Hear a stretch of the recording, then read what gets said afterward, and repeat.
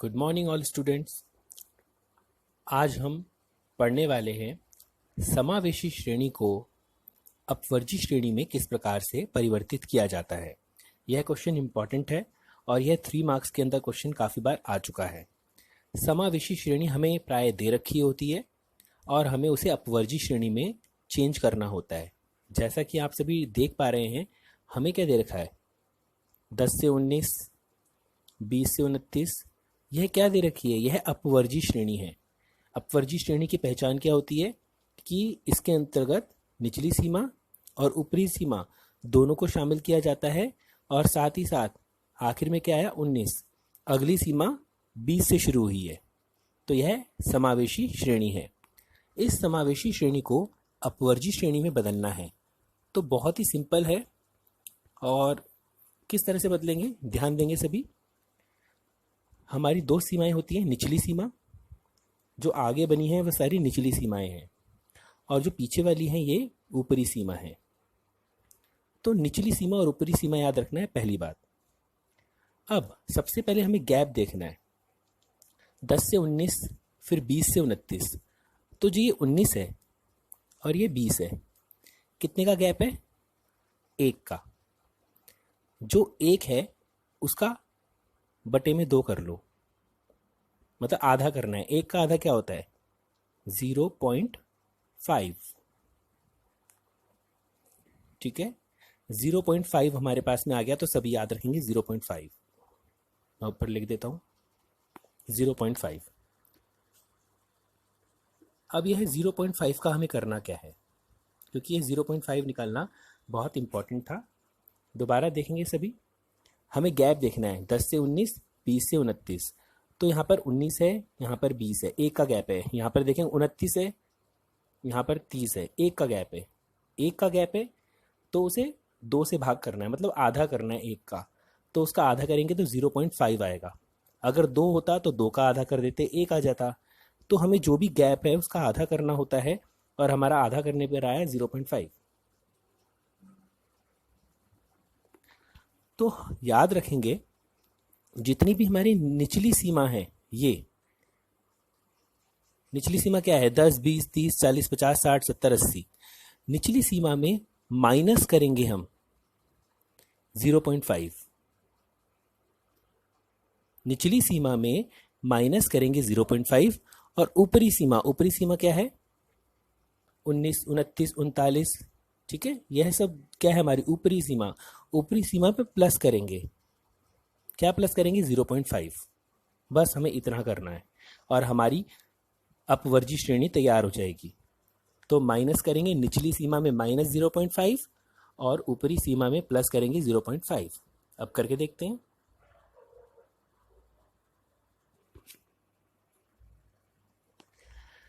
तो सबसे पहले देखेंगे क्या लिखा है, 10।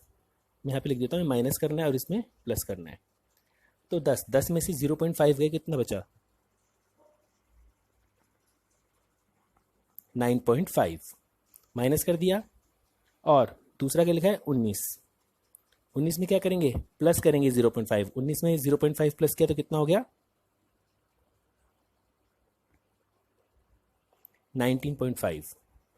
विद्यार्थियों की संख्या में कोई परिवर्तन नहीं होगा। जो ये पोर्शन है ना हमारा आवृत्ति, विद्यार्थियों की संख्या, इसमें कोई चेंज नहीं होता। इसको हम छेड़ते नहीं है बिल्कुल भी। हमें सिर्फ ये आगे की जो अंक दे रखे हैं तो इसके अंदर चेंजेस करना होता है। अब देखेंगे दोबारा, पहली लाइन कर ली, दूसरे में देखो क्या लिखा है, 20। तो 20 में क्या करेंगे, माइनस 0.5, कितना आएगा, 19.5। और ऊपरी सीमा कितनी है, 20। 20 में क्या करना पड़ेगा, प्लस करेंगे तो कितना हो गया, सॉरी 29। 29 में प्लस करेंगे तो कितना हो गया, 29.5। एक और करके देखते हैं, 30। 30 में माइनस करना पड़ेगा 0.5, 29.5। और क्या लिखा है आप बाद में, 39 में प्लस करेंगे 0.5।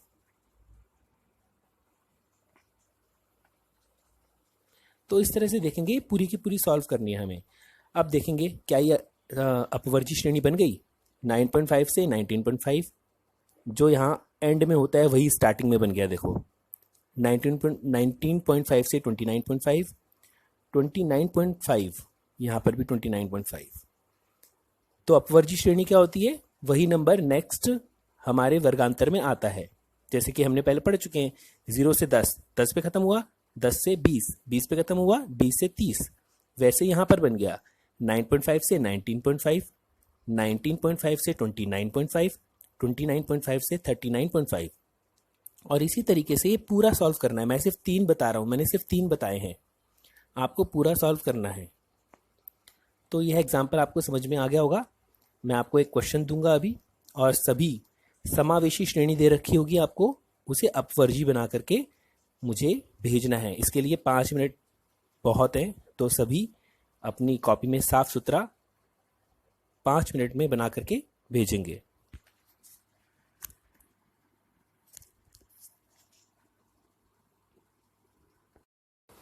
अब हम करेंगे अपवर्जी तथा समावेशी श्रेणियों में अंतर, या फिर अपवर्जी या समावेशी श्रेणियों में या विधियों में अंतर, एक्सक्लूसिव मेथड और इंक्लूसिव मेथड।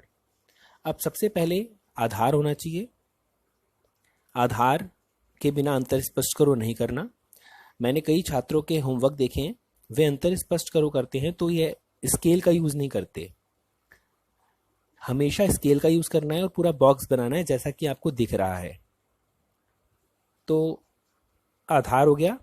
अब सबसे पहले नंबर 1 आधार क्या होता है हमारा, डेफिनेशन। डेफिनेशन होनी कंपलसरी है, बिना डेफिनेशन के तो आप अंतर स्पष्ट करो कर ही नहीं सकते। तो अंतर स्पष्ट करो के अंतर्गत सबसे पहले हमें करनी होती है डेफिनेशन। यहाँ पर नहीं लिखी हुई है, लेकिन जो आपको होमवर्क मिलेगा उसमें मिल जाएगा आपको। नंबर 1 अपवर्जी श्रेणी। तो अपवर्जी श्रेणी क्या होती है, अपवर्जी श्रेणी में एक वर्ग की ऊपरी सीमा तथा अगले वर्ग की निचली सीमा समान होती है। वैसे डेफिनेशन और जो नंबर 1 पॉइंट लिखा है इसमें वो सेम ही है। तो यहाँ पर आप क्या कर सकते हैं, इसके अंतर्गत नंबर 1 जो लिखा है उसको ऊपरी और निचली सीमा को काट सकते हैं। देखेंगे सभी डिस्प्ले पर। अपवर्जी विधि के अंतर्गत एक वर्ग की ऊपरी सीमा दूसरे वर्ग की निचली सीमा होती है। कैसे,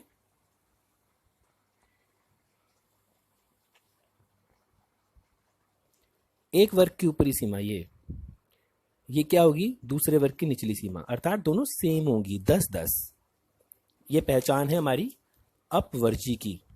दूसरी ओर समावेशी श्रेणी क्या है, एक वर्ग की ऊपरी सीमा अगले वर्ग की निचली सीमा के बराबर नहीं होती। जैसे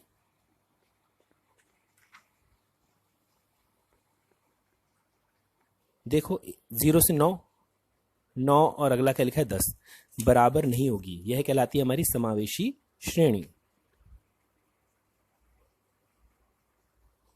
नंबर 2 पॉइंट, मूल्यों का समावेश। मूल्यों का समावेश कैसे, अपवर्जी विधि में क्या मूल्यों का समावेश होता है, नहीं होता है। क्यों, जब हम 0 से 10 की बात करते हैं तो इसके अंदर 10 को शामिल नहीं करते।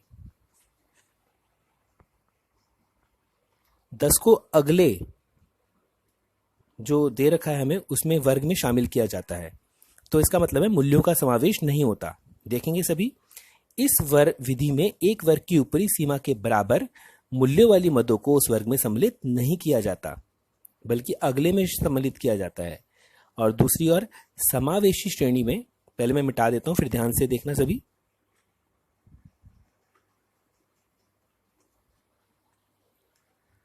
इस विधि में वर्ग की ऊपरी व निचली सीमा जो मदें होती हैं उसी वर्ग में सम्मिलित होती हैं। जैसे 0 से 9, 0 भी शामिल होगा, 9 भी शामिल होगा। अगला 10 से 19, 10 भी शामिल होगा, 19 भी शामिल होगा। नेक्स्ट है उपयुक्तता, पढ़ेंगे इसे। चाहे माप पूर्णांकों में हो अथवा दशमलव में, प्रत्येक स्थिति में इस विधि का प्रयोग उपयुक्त रहता है। अर्थात हमारे यदि डेसिमल में कुछ हमें दे रखा है, जैसे 5.5, 5.4, तो हम अपवर्जी विधि द्वारा इजीली कैलकुलेशन कर सकते हैं। लेकिन अगर हमें समावेशी विधि है तो उसके अंतर्गत हमें पूर्णांकों में देंगे तो ही उपयुक्त रहती है। समावेशी विधि कभी उपयुक्त है? जब हमें पूर्णांक दे रखे हो, जैसे 0 से 9, 10 से 19, तो समावेशी विधि है। लेकिन अगर डेसिमल में दे रखा है तो हमें अपवर्जी विधि ही अपनानी पड़ेगी। नंबर 4, परिवर्तन। गणन क्रिया हेतु अपवर्जी विधि को समावेशी श्रेणी में परिवर्तन करने की आवश्यकता नहीं होती। ये बहुत इंपॉर्टेंट पॉइंट है कि अपवर्जी श्रेणी को समावेशी श्रेणी में परिवर्तित करने की आवश्यकता नहीं है। लेकिन दूसरी ओर देखो, गणन क्रिया हेतु समावेशी श्रेणी को अपवर्जी श्रेणी में परिवर्तित करने की आवश्यकता पड़ती है। अर्थात समावेशी श्रेणी यदि हमें दे रखी है तो हमें उसे किस में बदलना है? पहले अपवर्जी श्रेणी में। यह याद रखेंगे सभी छात्र। हम जितनी भी टेबल्स पढ़ेंगे, जितनी भी श्रेणियां पढ़ेंगे, सभी को हमें सबसे पहले अपवर्जी में परिवर्तित करना होगा, वरना हमारा कैलकुलेशन नहीं हो पाएगा। सबसे इंपॉर्टेंट कौन सी हो गई? अपवर्जी श्रेणी या अपवर्जी विधि। जैसे जैसे हम आगे पढ़ेंगे मैं आपको बताता जाऊंगा। बस सभी को यह याद रखना है कि सभी जो भी श्रेणियां होती हैं उनको परिवर्तित करना पड़ता है अपवर्जी में। तो यह अंतर स्पष्ट करो है, जिसको मैंने विद एग्जाम्पल कुछ डायग्राम बना करके भी आपको समझा दिया है। तो बाद में इसे एक बार सभी पढ़ लेंगे।